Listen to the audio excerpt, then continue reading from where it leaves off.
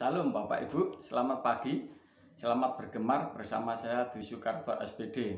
Adapun pembacaan gemar hari ini terdapat di dalam Yakobus pasal yang pertama. Saya mulai dari ayat yang kedua dan ayat-ayat selanjutnya. Demikian kebenaran firman Tuhan. Saudara-saudaraku, anggaplah sebagai suatu kebahagiaan apabila kamu jatuh ke dalam berbagai-bagai pencobaan. Sebab kamu tahu bahwa ujian terhadap imanmu itu menghasilkan ketekunan. Dan biarkanlah ketekunan itu memperoleh buah yang matang, supaya kamu menjadi sempurna dan utuh dan tak kekurangan suatu apapun. Bapak, Ibu, dan saudaraku yang dikasihi Tuhan, penderitaan atau kesengsaraan yang terjadi di dalam kehidupan kita ini bisa mendatangkan suatu kebaikan untuk meningkatkan orang-orang percaya. Namun tidak demikian dengan pandangan orang-orang di dunia, bahwa penderitaan atau kesengsaraan merupakan wujud kekalahan di dalam kehidupan mereka di dalam menjalani hidup ini. Penderitaan atau pencobaan yang terjadi di dalam kehidupan anak-anak Tuhan itu bisa meningkatkan iman mereka ke level yang lebih luar biasa, sehingga keimanan mereka semakin utuh, semakin baik, benar, dan semakin sempurna. Dikatakan demikian, saudara-saudaraku, anggaplah sebagai suatu kebahagiaan apabila kamu jatuh ke dalam berbagai-bagai pencobaan. Tentu pencobaan yang dimaksud adalah pencobaan yang tidak kita buat sendiri, tetapi suatu pencobaan yang dilegalisir atau diizinkan oleh Tuhan terjadi di dalam kehidupan kita.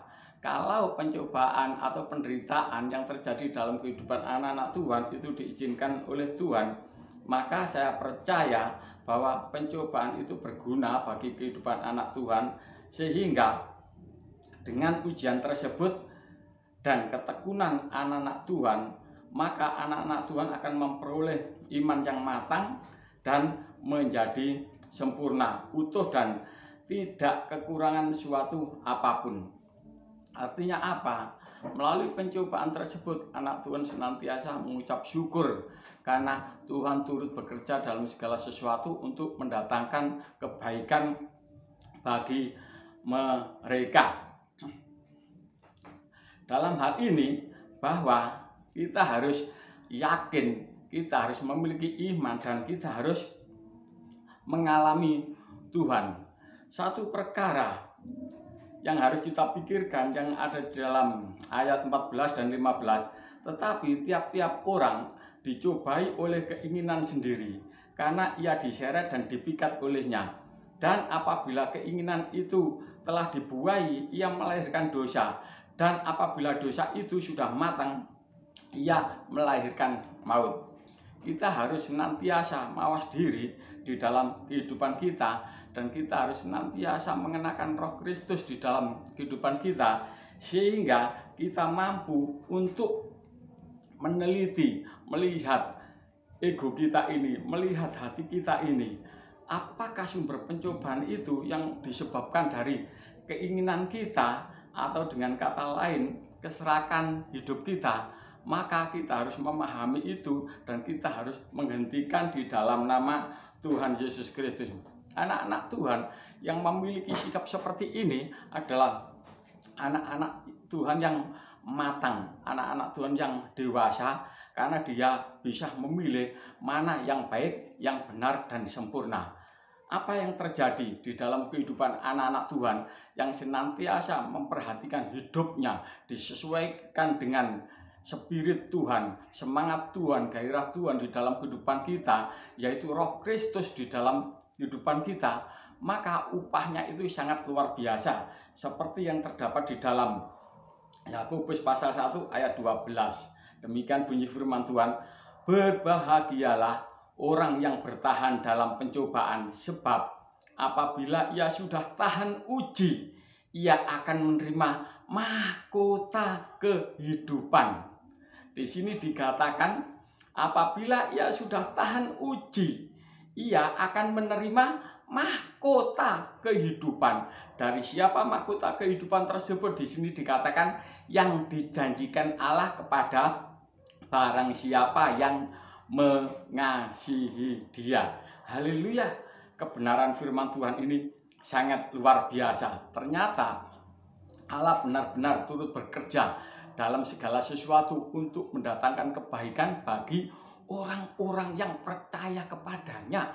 Artinya orang-orang yang bertindak, orang-orang yang berperilaku untuk menyenangkan hati Tuhan, melakukan kehendak Tuhan, maka di dalam dirinya jelas dia memiliki janji yang utuh, dan janji tersebut tidak bisa dihilangkan oleh siapapun dan apapun, yaitu mahkota kehidupan. Demikianlah Bapak Ibu, kebenaran firman Tuhan hari ini.